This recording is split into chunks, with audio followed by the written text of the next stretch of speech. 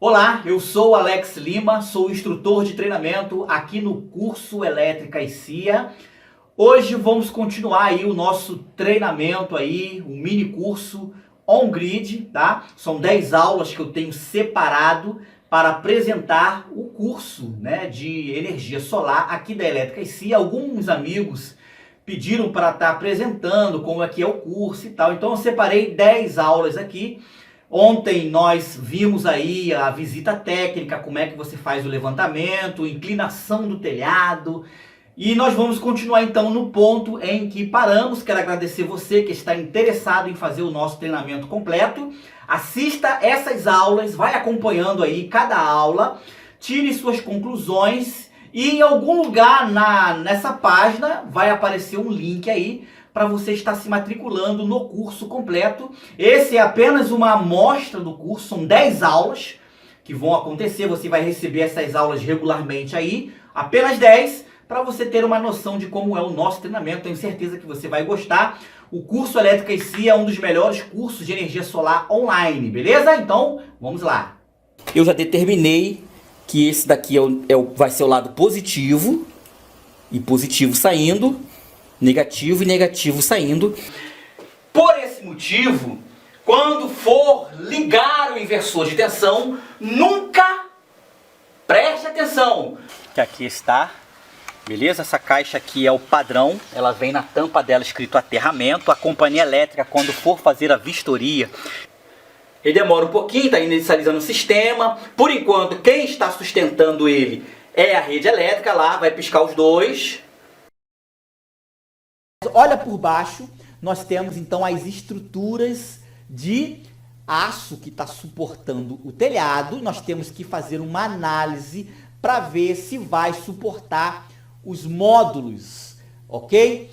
Os módulos, um módulo de 260 watts, um painel de 260 watts, pesa em média 19 quilos. Então, quantos painéis? Vai pegar quantos painéis aqui? 20?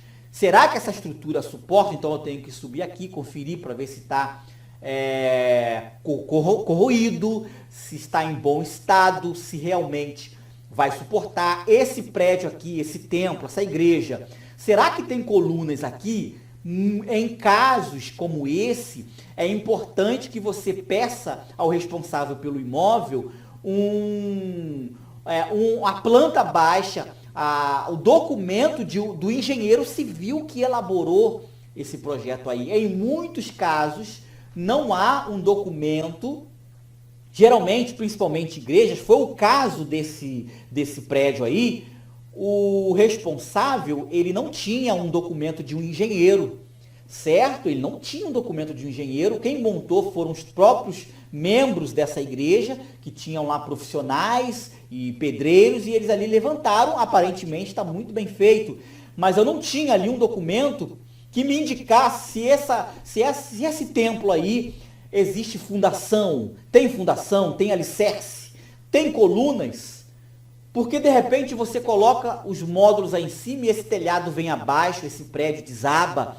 Então você tem que ter ali um respaldo. Tem um engenheiro que assinou, ele tem. Então a responsabilidade é desse engenheiro, certo? E nós temos que analisar aqui, mandar fotos para o engenheiro que vai fazer para ver se suporta. Há casos que você tem que pedir o dono do imóvel que faça um reforço no telhado, porque você está vendo que as condições não estão legal, vai ter que reformar para poder fazer as instalações. Que nesse caso aqui, o que eu fiz? O cliente, que é o responsável pelo imóvel, não tem uma assinatura, um projeto aí desses prédios com um engenheiro civil, um profissional responsável por isso aí. Então, no contrato, porque o projeto, né, a instalação de um sistema fotovoltaico, você tem que fazer um contrato assinado por você e pelo cliente. Então, qual é a condição? Passar num contrato para o cliente assumindo a responsabilidade. Caso aconteça um problema, como o prédio não tem ali a assinatura de um engenheiro civil responsável, um arquiteto, alguém que se responsabilize, então o cliente autoriza assumindo qualquer responsabilidade no futuro. O que aconteceu nesse caso aí? Esse projeto aí, essa instalação, está há 1 ano aguardando, porque O responsável, então, pensou, bem, eu não vou assumir a responsabilidade disso no contrato. Eu vou procurar um engenheiro que venha fazer um laudo. Então, eu estou aguardando ele conseguir esse laudo que garanta a estrutura, se tem fundação, se tem alicerce, tem ali as suas sapatas, né, como eu costumo falar. E porque eu não vou assumir a responsabilidade como instalador de colocar 20, 30 painéis e não sei se isso vai suportar. Não tem ali um documento de um engenheiro que garanta a estrutura disso. Então ele está correndo atrás de um engenheiro, automaticamente o engenheiro civil vai cobrar um valor para poder analisar e fazer um documento. Então essa análise aí do telhado, ela ficou aguardando esse ponto, porque eu também, como instalador, não vou arriscar no futuro dar um problema e eu ficar responsável por um acidente e ser indiciado criminalmente, porque vai que tem gente ali de baixo e desabe. Então, se o cliente assumir a responsabilidade lá no contrato, dizendo que ele autoriza, mesmo não tendo uma assinatura de engenheiro civil, aí a responsabilidade você passa para ele, isso é importante, tá, gente? Vamos lá. Análise do sombreamento. Sombreamento seria o quê? Existem aí árvores e vegetações ao redor. A região possui montanhas muito próximas. Existem edifícios e prédios ao redor que em algum momento do dia vai gerar sombra aonde vai ser instalado os módulos. Existe aí muros, caixa d'água, torres, etc. Ou qualquer outra coisa que num determinado momento vai gerar isso. Você tem que anotar isso. Olha, tem aqui um muro que a partir das 14 horas ele gera sombra e não tem mais ali, a partir daquele horário, fica sombra sobre os painéis durante até o término do dia. Você tem que anotar isso, anotar esses horários aí. É importante que faça isso, porque o engenheiro vai colocar isso lá no projeto dele, ele vai fazer os cálculos com base no sombreamento também. Legal? Se tem morro, por exemplo, nessa foto aí, nós temos lá no fundo, nós temos alguns montes, né? Olha aqui o mouse lá em cima. Só que esses montes, ele em momento nenhum influenciam no sol. O sol não vai atrapalhar, não vai gerar sombreamento. Certo? Nós temos que anotar o horário em que o sol nasce nesse local. Botei um exemplo aqui. Na verdade, não é o exemplo, tá? Na verdade, nesse local aí que eu estive, ele nasce às 7 da manhã e se põe às 17 horas. Então, nós temos que anotar isso porque o engenheiro vai botar isso lá no software. A maioria, 99% dos engenheiros usam software, ok? Então, olha, não tem prédios, os prédios são mais ou menos na mesma altura desse local aí. Temos um prédio aqui à frente que está um pouco distante. Quando o sol atravessar do leste para o oeste, acompanha o mouse aí, olha, do leste, onde o sol nasce, e ele vai para o oeste, esse prédio está distante. Então, não tem ao redor dessa edificação aqui, onde vai ser instalado, não tem nenhum tipo de sombreamento. É sol de 7 da manhã até as 17 horas aí. Legal? Eu botei aqui um exemplo desse desenho 3D de algum tipo de sombreamento. Por exemplo, nós temos aqui um pinheiro. Parece que esse painel, imagino eu, pela sombra, que essa queda aqui dessa telha está virado para o norte. Porque o norte, se aqui essa queda é o norte, aqui onde está o pinheiro é onde nasce o sol, no leste. E no momento que o sol nasce, nós temos aqui um pinheiro. E esse pinheiro aqui, olha, em cima do telhado, está gerando um sombreamento.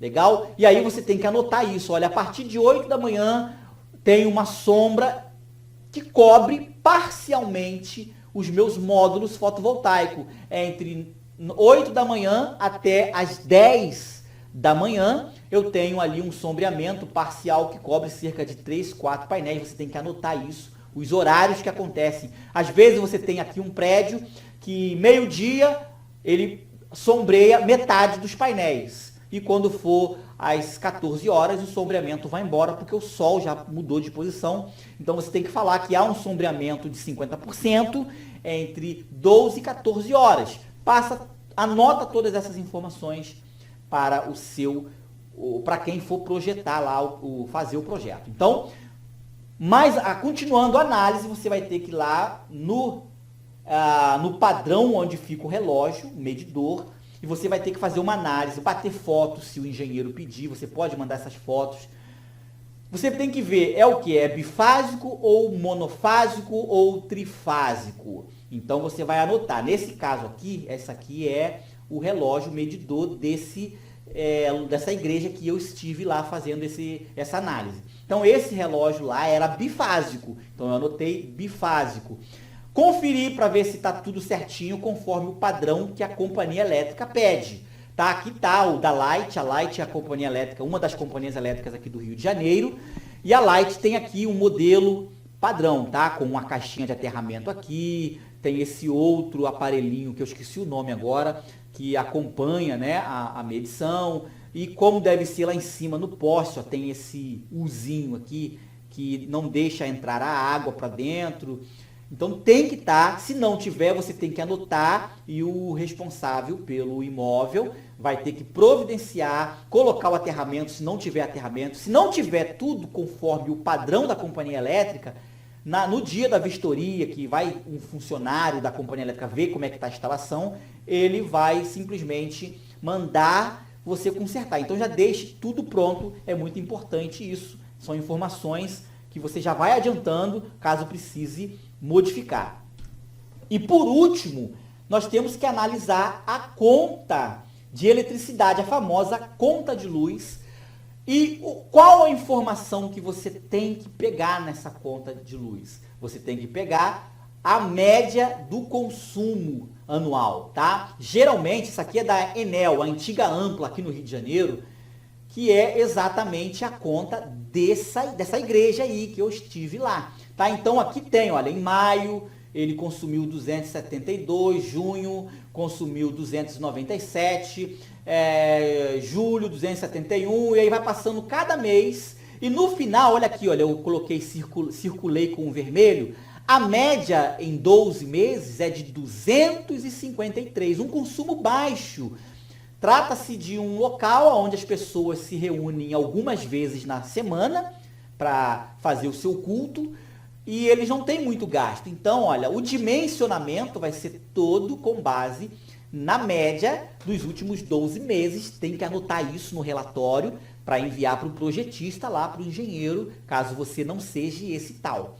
Ok? Então, anotou, olha, o consumo médio é de 253. Então, ele vai pegar esse valor, vai colocar lá, o software vai fazer, tem ali um algoritmo, um software pesado, que vai pegar o desvio azimutal, vai pegar lá o desvio de ângulo, o sombreamento, e ele vai pegar esse valor aí, ele vai fazer um cálculo de quantos módulos fotovoltaicos, quantos painéis, vai precisar para alcançar essa média de 253 kW mês, ok? Então, isso é muito importante. Finalizo aqui essa etapa de análise de viabilidade do local, as condições que está o local, se precisa fazer alguma modificação ou se está tudo ok. O que precisa ser modificado na estrutura, você pede ao responsável pelo imóvel, olha, tem que reforçar, tem que mudar, o padrão precisa fazer aqui o aterramento que não tem, e etc. Pegou isso, o engenheiro então vai elaborar um projeto, tudo certinho. Nesse projeto vai ter lá os materiais, tudo que vai precisar, qual o tipo de suporte, quantos parafusos, quantos conectores, qual é o tamanho do cabo, qual é a bitola do cabo, qual o disjuntor que vai se precisar, qual é a amperagem, qual é o fusível, enfim, é a partir daí que você vai receber. O engenheiro, após ele fazer tudo isso, ele vai te entregar o projeto, vai ter vários documentos, acredito que nós teremos aí outros professores aí explicando mais sobre o projeto, não é o nosso caso. Nesse projeto vai vir o diagrama unifilar. Então nós vamos começar a falar, antes de começar a instalação, nós temos que entender o diagrama unifilar.